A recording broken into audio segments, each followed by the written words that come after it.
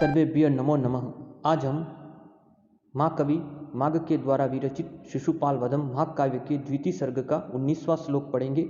प्रस्तुत श्लोक में बलराम जी सभावेदी पर बैठे हुए अपने मंतव्य को भगवान श्री कृष्ण के सामने प्रकट करते हैं। उस समय उनकी वाणी किस तरह से उद्घाटित होती है उसी का उल्लेख महाकवि माघ ने इस श्लोक में किया है। मैं श्लोक का वाचन करता हूँ, तत्पश्चात हम इसके अर्थ को देखते हैं। क्या कह रहे हैं महाकवि माघ बलराम जी की वाणी की विशेषता को उद्घाटित कर। प्रोल सतकुंडल प्रोत पदम राग दल इत्विषा कृष्ण उत्तरा शंग चरुम विदत चोत पल्लवीम। क्या कह रहे महाकवि माघ क प्रोल शतकुंडल प्रोत पदम राग दल इत्विषा कृष्ण उत्तराश शंग चरुम विदत चोत पल्लवीम। प्रोल शतकुंडल प्रोत पदम राग दल इत्विषा कृष्ण उत्तरा शंग रुचम विदग चोत पल्लवीम। उक्त श्लोक का अन्वय इस तरह से होगा। प्रोल शतकुंडल प्रोत पद्म राग दल इत्विषा कृष्ण उत्तर शंग रुचम चोत पल्लवीम विदत। रामो जगाद, यानी बलराम जी बोले। बलराम जी किस तरह से अपनी वाणी को उद्घाटित कर रहे हैं उसकी विशेषताओं को महाकवि माघ प्रकट कर बता रहे कि प्रोल शतकुंडल, प्रोल का तात्पर्य है विशेषताओं से युक्त, है ना, आकर्षण से युक्त, यानी चमकीले, कुंडल यानी कुंडलों में, प्रोत यानी जड़े हुए, और पदम यानी पदम राग दल इत्विषा, दल का अर्थ है समूह, टुकड़ों की कांति से, है ना। तो प्रोल सतकुंडल प्रोत पदम राग दल इत्विषा यानी चमकीले कुंडलों में जड़े पदम राग की टुकड़ों की कांति से। प्रोल का तात्पर्य यहाँ पर आकर्षण से है, विशेषताओं से है, चमकीलेपन से, है ना। प्रोल सतकुंडल यानी चमकीले कुंडलों में, प्रोत यानी जड़े हुए, पदम राग दल यानी पदम राग के टुकड़ों की कांति से, कृष्ण उत्तरा शंग रुचम, कृष्ण कलर के संदर्भ में बता रहे, कृष्ण रंग के संदर्भ में बता रहे हैं कि कृष्ण उत्तरा यानी नीले उत्तरीय, शंग चुरुम यानी कांति को, चोत पल्लवीम, चोत से तात्पर्य यहाँ पर आम्र है ना, आम्र वृक्ष की जो पल्लव होती है उसके संदर्भ में है कि चोत पल्लवीम यानी आम्र पल्लव की कांति के सदस्य विदत्त यानी बनाते हुए रामो जगादह यानी बलराम जी बोले, बलराम जी ने अपनी वाणी को उद्घाटित किया। पूरे श्लोक का अर्थ को देखते हो वापिस कि प्रोल सतकुंडल यानी चमकीले कुंडलों में, प्रोत यानी जड़े, पद्म राग दल स्वीता यानी पद्म राग के टुकड़ों की कांति से, कृष्ण उत्तरा शंग चरुम यानी नीली उत्तरीय की कांति से, चोत पल्लवीम यानी आम्र पल्लव की कांति के सदस्य विद्वत यानी बनाते हुए बलराम जी ने अपनी वाणी को प्रकट किया, भगवान श्री कृष्ण के सामने अपने मंतव्य को प्रकट किया। इस तरह से महाकवि माघ बलराम जी की वाणी की विशेषता को उद्घाटित कर क्या कह रहे हैं क प्रोल सतकुंडल प्रोत पदम राग दल इत्विषा कृष्ण उत्तरा शंग रुचम विदत चोत पल्लवीम। प्रोल सतकुंडल यानी चमकीले कुंडलों में जड़े पद्म राग यानी पद्म राग के दल इत्विषा यानी टुकड़ों की कांति से, कृष्णा उत्तरो शंग रुचम यानी नीले उत्तरीय कांति से, चोत पल्लवीम यानी आम्र पल्लव की कांति के सदस्य विद्वत यानी बनाते हुए बलराम जी बोले, बलराम जी ने अपनी वाणी को प्रकट किया। इस तरह से महाकवि माघ बलराम जी की वाणी की विशेषताओं को उल्लेखित कर उक्त श्लोक में बताते हैं कि प्रोल सतकुंडल यानी चमकीले कुंडलों में पद्म राग यानी पद्म राग के टुकड़ों की कांति से, कृष्ण उत्तरा संग रुचम यानी नीले उत्तरीय की कांति को, चोत पल्लवीम यानी आम्र पल्लव की कांति के सदस्य यानी विद्वत यानी बनाते हुए बलराम जी बोले। इस श्लोक में एक दूसरे की शोभा का दूसरे के साथ यानी दूसरे की शोभा का दूसरे के साथ योग निरूपित होने के कारण इसमें निर्देशना अलंकार प्रयुक्त किया गया है, क्योंकि यहाँ पर जो दूसरे की शोभा का किसी दूसरे के साथ चमकीले कुंडले पद्म राग के टुकड़ों की कांति को पुनः वापिस आम्र पल्लव की कांति के सदस्य बताया गया है, इसलिए इसमें निर्देशना अलंकार का प्रयोग हुआ है।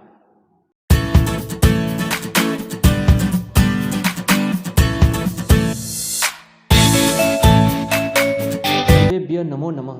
आज हम महाकवि माघ के द्वारा विरचित शिशुपाल वधम महाकाव्य के द्वितीय सर्ग का 20वां श्लोक पढ़ेंगे। प्रस्तुत श्लोक में माँ कवि माघ बलराम जी की वाणी की विशेषता को उद्घाटित कर बताते हैं कि सभा वेदी पर बलराम जी की वाणी किस तरह से अपने मुख के सौंदर्य को प्रकट करते हुए उद्घाटित हुई, उसी का उल्लेख उक्त श्लोक में किया गया है। मैं श्लोक का वाचन करता हूँ, तत्पश्चात हम इसके अर्थ को देखेंगे। क्या करे माँ कवि माघ बलराम जी की वाणी को उद्घाटित कर। ककुद्विम कन्यका वक्रात अंत वसी लब्धवा अधिवासया मुखामोदम अधिराय कृता अनुवाद्यम उद्वमन। क्या कह रहे माँ कवि माघ। ककुद्विम कन्यका वक्रतंत वसी लब्धाधिवासया मुखामोदम अधिराय कृता अनुवाद्यम उद्वमन। ककुद्विम कन्या वक्रातंत वसी लब्धाधिवासिया मुखामोधम अधिराय कृता अनुवाद्यम उद्वमन। उक्त श्लोक का अन्वय इस तरह से होगा। ककुद्विम कन्या वक्ता अंतवसी लब्धादिवासया मदिराय कृता अनुवाद्यम मुखामोदम उद्वमन जगादह।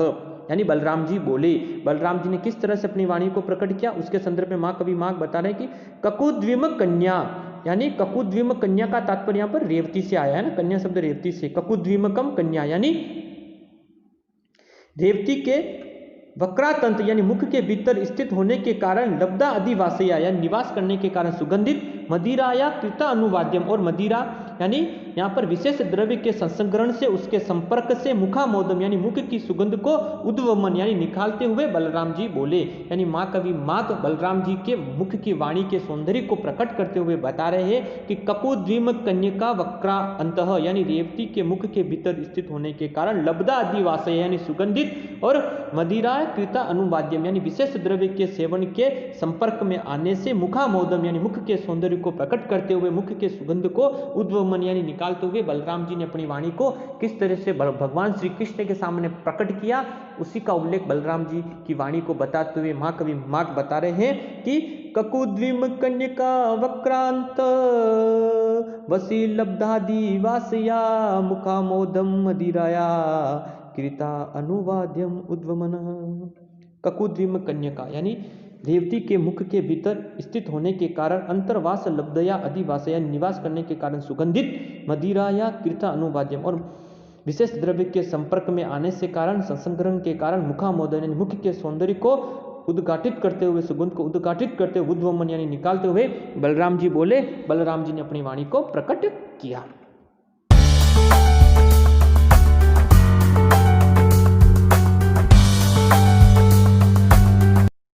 आज हम महाकवि माघ के द्वारा विरचित शिशुपाल वधम महाकाव्य के द्वितीय सर्ग का 21वां श्लोक पढ़ेंगे।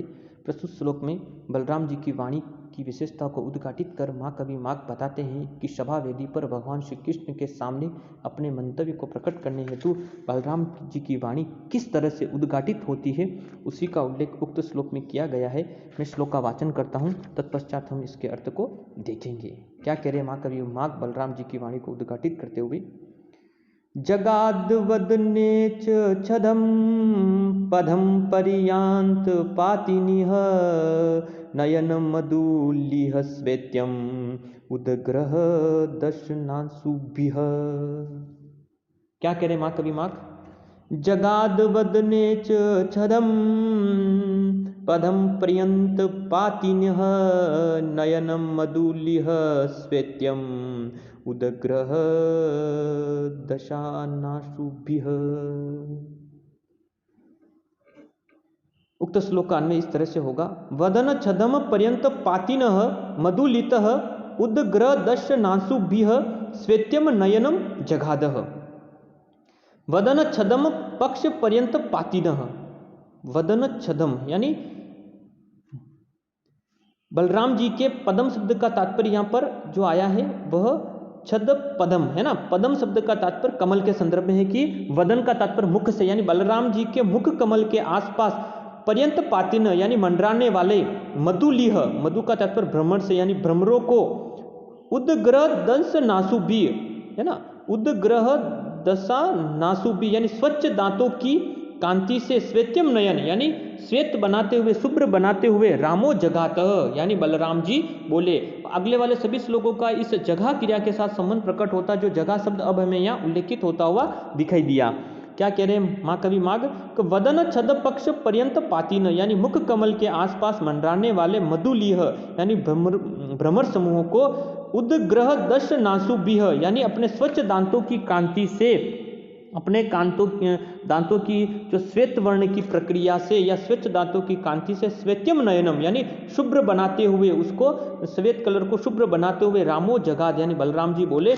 बलराम जी ने अपनी वाणी की विशेषताओं को प्रकट किया। इसीलिए माँ कवि माँ कह रहे कि जगाद वदने छदम पदम परियांत पातिनः नयन मधुलिह श्वेत्यम उदग्र दर्शनासुभिः यानी वदन छदम पक्ष पर्यंत पातिन यानी मुख कमल के आसपास मंडराने वाले, वदन छदम पक्ष पर्यंत है ना, अपने मुख कमल के आसपास मंडराने वाले, मधुलिह यानी भ्रमर के समूहों को, उद्ग्रह दस नासुबी यानी अपने स्वच्छ दांतों की कांति से, श्वेत्यम नयनम यानी शुभ्र बनाते हुए, श्वेत बनाते हुए, रामो जगाद यानी बलराम जी बोले। बलराम जी ने अपनी वाणी को प्रकट किया। इस तरह से माँ कवि माँ बलराम जी की वाणी की विशेषताओं को उक्त श्लोकों में उल्लेखित करते हैं।